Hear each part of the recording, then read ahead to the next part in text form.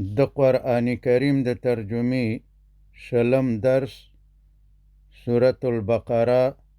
اتشپیتم آیات. اعوذ بالله من الشیطان الرجیم بسم الله الرحمن الرحیم.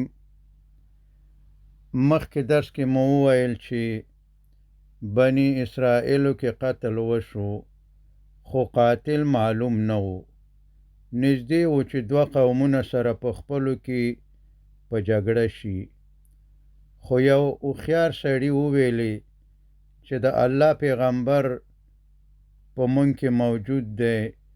نو جنگ ولې کوو؟ نو هغه ته به ورشو او قاتل به راته وښیي. نو کله چې موسی علیه السلام ته ورغلل، نو هغه ورته وفرمایل چې الله تعالی فرمایي چې یوه غوا دې حلاله کي. اول خو دوی وویلې چې آیا ته مونږ سره ټوقې کوې، خو کله چې یقین راغی چې ټوقې نه دي، نو بیا یې د الله د حکم د نه منلو او ځنډولو په خاطر بانې جوړولې او قسم قسم پوښتنې یې کولې، تر څو چې غوا حلاله نه کړي، ځکه چې دوی خو د خوشي یا د غوا عبادت کړی و او د اله درجه یې ورکړې وه. د غوا عظمت او احترام د دوی په زړونو کې و. نو فرمایي قالو وویل، یعنی وویل دوی موسی علیه السلام ته، قالو وویل دوی موسی علیه السلام ته، ادعو وغواړه لنا مونږ ته، ربک ستا د ربنا، یبین چې بیان کړي، لنا مونږ ته، ما چې څنګه ده، هي هغه یعنی غوا، قال هغه یعنی موسی علیه السلام، قال وویل، انه بشک هغه جل جلاله، یقول فرمای، انا بشک ها هغه بقرتون یو غوا ده، لا فاردن نو زړه ده، ولا بکرن او نزوانه ده، عوانن میانه حال ده، بین ذالک په مند دی، یعنی د زړې او ځوانې کې، ففعلوا نو وکړئ تاسو، ما هاغه څه تؤمرون چې امر درته کیږي. نو که دوی چیرته یوه غوا حلاله کړې وه،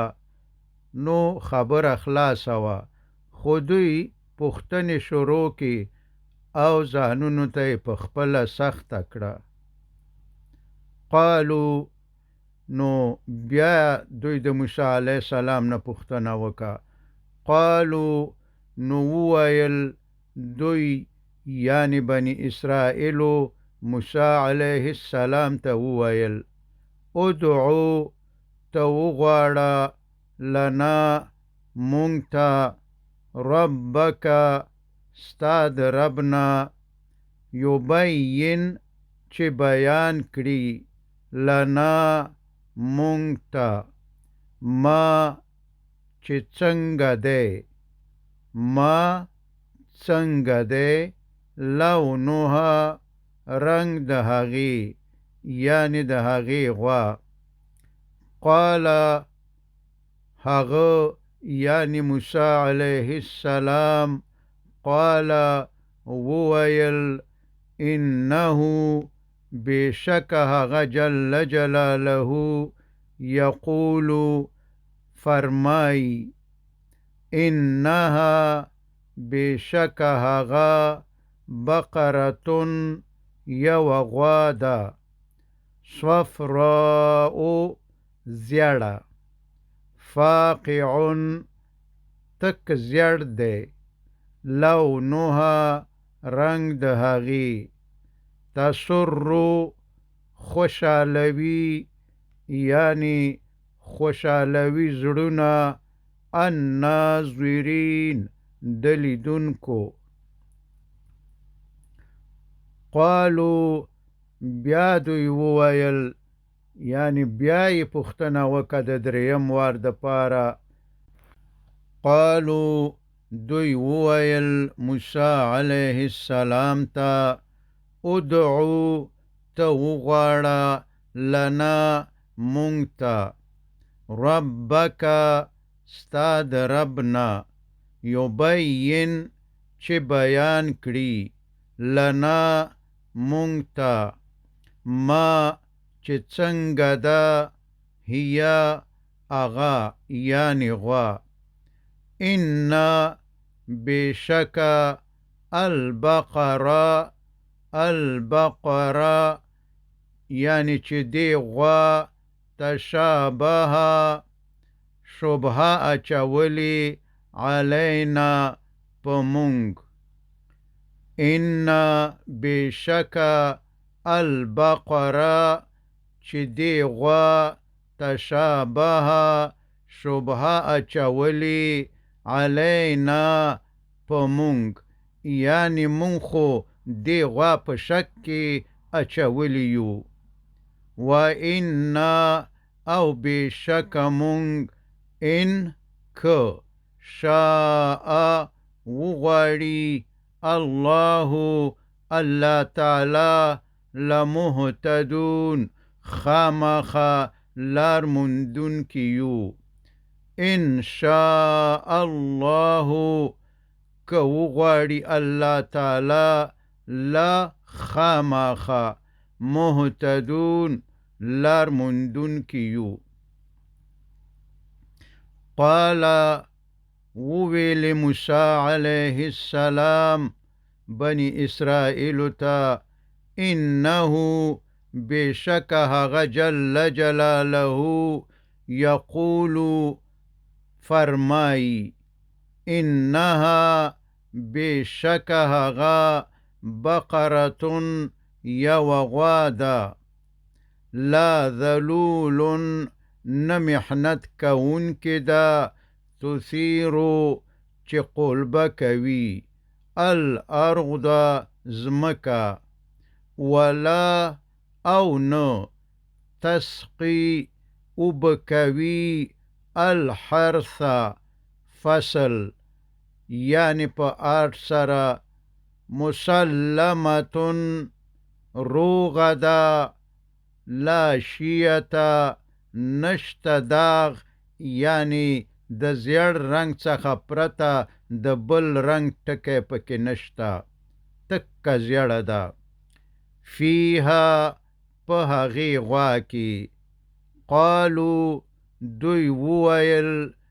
یعنی بني اسرائیل وویل موسی علیه السلام ته الآن چې وس جئتا راوړتا بالحق پوره خبره یعنی روخانه خبره فذبحوها نو حلال کړه دوی ها اغه غوا وما کادو او نږدې نو دوی وما کادو او نږدې نو دوی یفعلون چې دا کار وکړي د بني اسرائیلو په زړونو کې د خوښي د عبادت مینه لا پاتې وه او په زړه کې یې لکه د هندوانو په شان غواګانو ته احترام لرلو فکر کولو چې د غوا په حلالولو باندې به ډیر لوی مصیبت او آفت راشي، نو ځکه خو یې بانې جوړولې او خبره یې ځنډوله، نو هغه غوا یې په داسې حال کې حلاله کړه چې نږدې و چې حلاله یې نه کړي، ځکه چې زړه او نازړه وو چې آیا دا کار وکړي او که نه. وَإِذْ او کله چې قتلتم مړ کړو تاسو، یعنی نیکونو ستاسو، نفسا یو سړی، فادارأتم نو په جګړه شوی تاسو، یعنی نیکونه ستاسو، فیها په هغه مړي کې، یعنی چې اصلي قاتل پټولو. والله او الله تعالی مخرج ښکاره کوونکی و ما د هغه شي کنتم تکتمون چې تاسو پټولو، یعنی نیکونو ستاسو اصلي قاتل پټولو. کله چې یو سړی بل سړی د عامل په نوم ووژلو، نو د قاتل قبیلې بل څوک په قتل تورن کړو او د اصلي قاتل څخه دفاع وکړه او نږدې وو چې د دوه قبیلو په منځ کې جګړه ونښلي. الله تعالی فرمایي فقلنا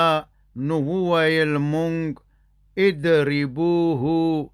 ووهئ تاسو هغه مړی ببعضها په څه حصې، یعنی په یوه بوټۍ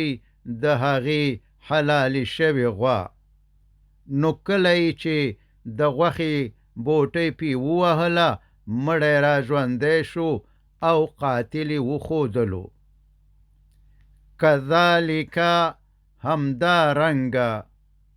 یحیی ژوندي کوي الله تعالی الموت مړي، ویریکم او درخی تاسو ته آیاته آیاتونه خپل، یعنی نښې د قدرت خپلې، لعلکم د دې دپاره چې تاسو تعقلون غور وکړئ. کله چې بني اسرائیلو د هغې غوا یوه ټوټه غوښه په مړي یعنی مقتول باندې ووهله، مړی د الله په حکم د څو شیبو دپاره را ژوندی شو، د زخمونو نه وینې بهېدلې، د خپل وژونکي قاتل نوم یې ور وښودلو، یعنی چا چې وژلی و د هغه نوم یې ور وښودلو چې خپل وراره یې د میراث د مال په تمه وژلی و. نور بیرته ولوېدو او مړ شو. په دې کې بني اسرائیلو ته دا درس ورکول شو لکه دوی چې عقیده لرله چې که غوا حلاله شي نو آفت او مصیبت به راشي، نو دوی ولیدل چې هیڅ ونه شو، نه آفت راغی او نه مصیبت راغی. وصلی الله تعالی علی خیر خلقه محمد و آله و اصحابه اجمعین.